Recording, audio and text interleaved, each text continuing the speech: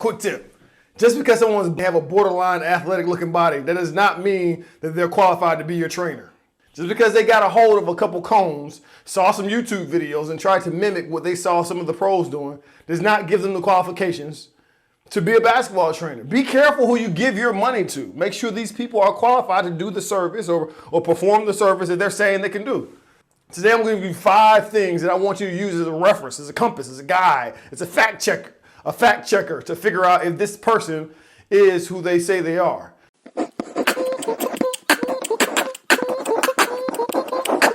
Hoop loud. Now, some of you may think I'm being too harsh when I say this because, everybody has a start. Everybody wants to get started. I get that. But you wasting time with someone that doesn't know what they're doing can hurt you a lot more than it helps you. It gives you bad habits. It gives you a poor way of approaching the game. It can waste your time and waste your money. These are things that we want to avoid. And I get it. Everyone has their start. And I understand everybody has their start. But I want to make sure that you can cut the real from the fake when it comes to basketball trainers. Because there's a lot of people out there that's taking money from people. And they're not qualified to do that. Now, some of you may think, if they play college, they can be a basketball trainer. No, that's not the case, okay? Today, I'm going to give you 5 basic things you can use as a compass, as a guide to fact check if this trainer is what is advertised, is a good fit for you. The first thing is, has this trainer worked with the caliber of player that you would like to be? Has this player worked with the player that has already reached your destination? Case in point being, if you want to be a Division I athlete, has this coach worked with those types of players? If not, you need to really reconsider if this is the right person for you. And I get it. Everybody has a start. Everybody gets a start. Somebody just wants to get their feet wet. I get that. But if that's the case, if you're just getting your feet wet working with me, and I'm trying to be a D1 athlete or be a college athlete, student athlete, then that price better dictate that. I'm not paying you top dollar. I'm not paying you even the medium dollar. I'm not even sure if I want to pay you $1, right? If you haven't had the clientele that would warrant me to pay you that, okay? If you're just a person from around the way, you want me to do well, that's cool. That's cool.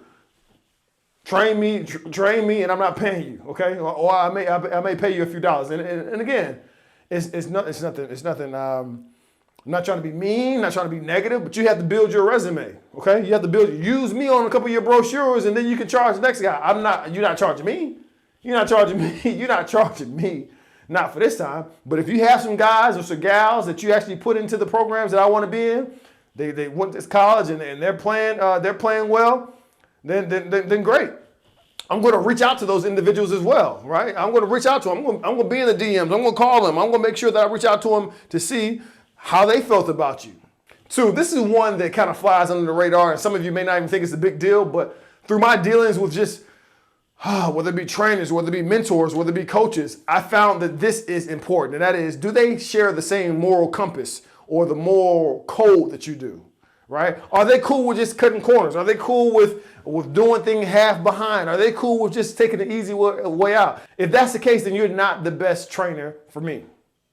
I need you to be able to model the same things you want to bring out of me. I want you to model that same behavior, and I need to be able to see that. Number 3, are they constantly trying to educate themselves? Are they constantly looking and researching and trying to get the latest techniques on how to be the very best athlete they can be, right? Those are the individuals that you want to be around, people that are passionate about doing just that. And you can tell the people that are passionate, you can tell the trainers that are passionate, the ones that are not. The ones that just are there for the money grab, you know what they do? They give you the drill, they tell you how to do it, then they're back in the back of the gym scrolling on their phone, not paying attention to what's going on, not looking at your progress, not being alongside you every step of the way. They're not doing that. They're just worried about getting a quick payday, some easy money, and mimicking something they've seen off YouTube. That's not going to work. If I'm going to give you my money, my patience, my time, then I need you to be just as invested as I am.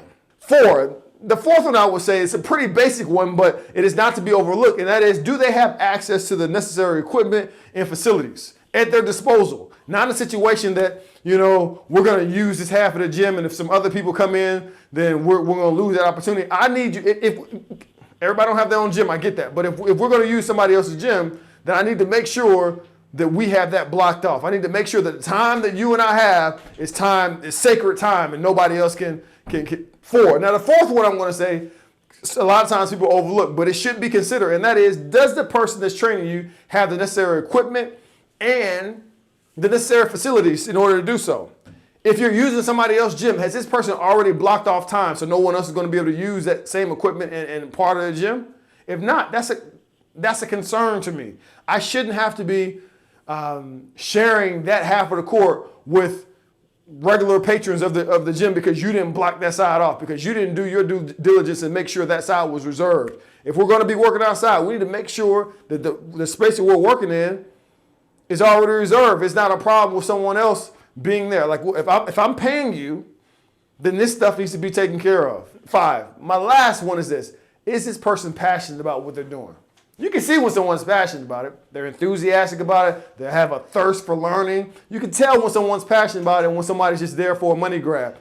Try to surround yourself as much as possible with trainers, with coaches, with mentors that actually enjoy what they're doing. When you walk in the gym, is it a drag for that person to see you? It's like, oh, we got to get through this workout, right? You want to make sure you're around some people that enjoy what they do. It makes a difference because their approach to the game can rub off on you, will rub off on you as well, right? So you don't want your approach to the game to be altered or to be diminished because you're working with some people that are not happy about what they're doing for a living.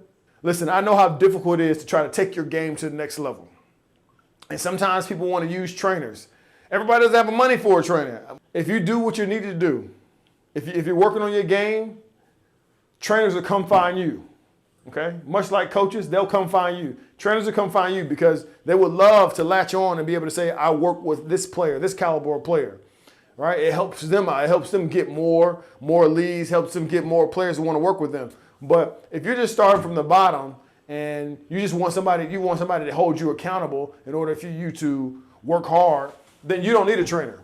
Okay? You need a work ethic. You don't need a trainer. Don't waste your time. Don't waste the trainer's time. Because it's not a trainer's job to give you work ethic. It's not a trainer's job to be an accountability partner. Make sure you go to the gym. That's not his or her job. That's your job. So if you're at that stage of, man, I'm just trying to see if I can go to the gym 5 days in a week without missing. I just want to, if that's where you're at, you don't need a trainer. You need a work ethic. You need to get your butt in the gym and get to work. That's what you need to do. But once you get to the point where you're being consistent and you're just trying to crack open the ceiling to the next level because you've been working so consistently, you've already seen progress and you already know how you work and you already know what you need to work on. See, that's the thing. A trainer is not a magic pill. I know a lot of people are using trainers now, but a trainer is not the magic pill of actually going to get everything done. When you get to that trainer, if you don't know exactly what you need to get done, if you don't know exactly what areas you need to work on to be better, then a trainer is not what you need. So I hope this helped you. Listen, I put out information every week for student athletes both in college and high school. Be the very best they can be, both in and outside the classroom. This time we were in the gym. Picking a trainer, a lot of people are doing. I want you to be more equipped when going through that process. So as always, whether it's on the court or off, in the classroom or out, graduate at the top of your class. Hoop Loudy.